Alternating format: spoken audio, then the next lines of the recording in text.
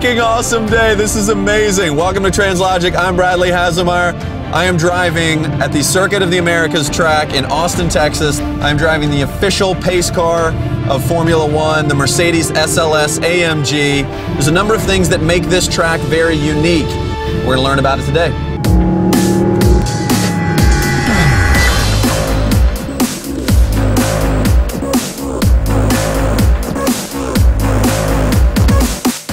All right, so we're here with Bruce, the Executive Vice President of the track. Thanks so much for being with us. Glad to be here.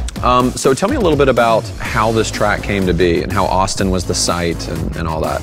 One of our original partners had a relationship with Bernie Ecclestone and always thought that Formula One racing needed a permanent built facility in the U.S. Okay. Austin, conveniently located, kind of halfway between the East Coast and the West Coast, proximity to Latin America. Settled on this piece of property, which is about 15 minutes from downtown Austin, about 2 miles from the airport, and really has magnificent elevation change. So the track was designed really to take advantage of that.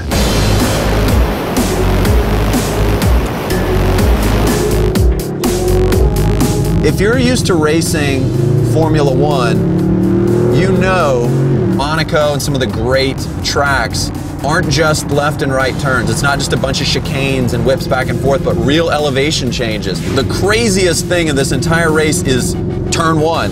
So right out of the gates, you're looking up at a wall. It's like I'm seat belted in and I'm going up a roller coaster. The elevation change is great from a driver's standpoint because it gives a challenging course, but really more importantly for the fans themselves. Being elevated, being able to see 70 to 90% of the track in some areas. It's not like your typical race course where you see exactly what's in front of you. All you see is this little kind of snapshot. Exactly. And the car's like, gone, and like, yeah. Exactly. It becomes now you just wait until it comes back around. It becomes a head swivel. So I think for fans, they really enjoyed it. And I think with our inaugural United States Grand Prix, the reports from the drivers, the reports from the fans, we delivered on that.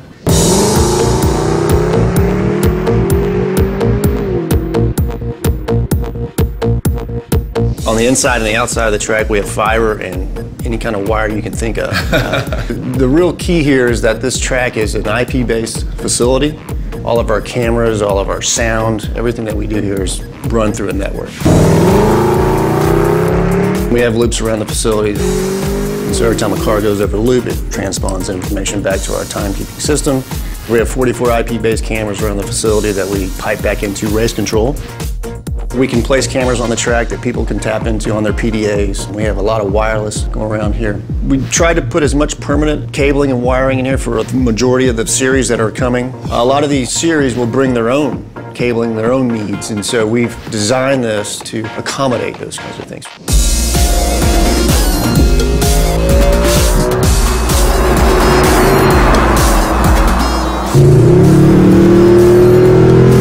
Oh man, and you're moving in no time. The brakes are huge. They bite so well in this car. Going through a chicane, the car feels very flat. There's a little bit of roll, but that's just me. Yeah, there was a little bit of wheel squeal. Sorry, Mercedes, take it easy, girl, take it easy.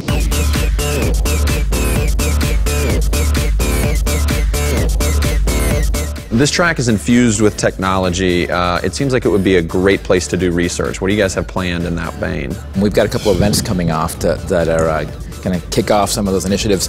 Formula Sun Grand Prix, which is another collegiate competition where the students build solar-powered cars. All solar-powered, right. Right, all solar-powered. And that'll be here this summer, and they'll have between 25 and 40 colleges participating. That'll be pretty cool. Yeah. F1 in Schools is Formula One's, their corporate social responsibility outreach program. They design and build a small Formula One type car, and when the kids are able to come out to a facility like COTA and see what we do here, it makes the science, the physics, the math so real for them.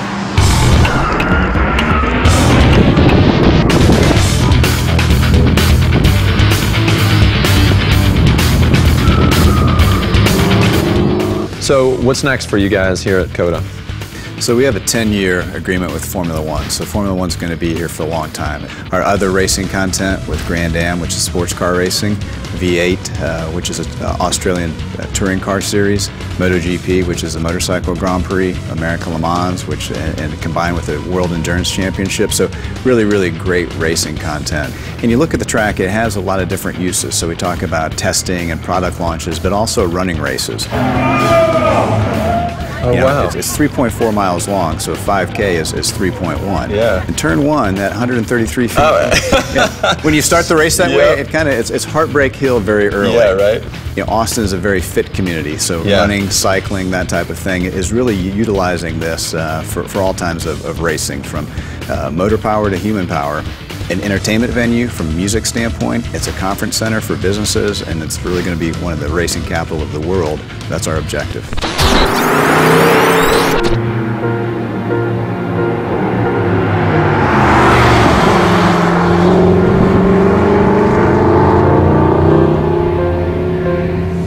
That's it for our time in Austin with this amazing vehicle and this technologically advanced track. What they've done is provided an example of how motorsport could look in the future.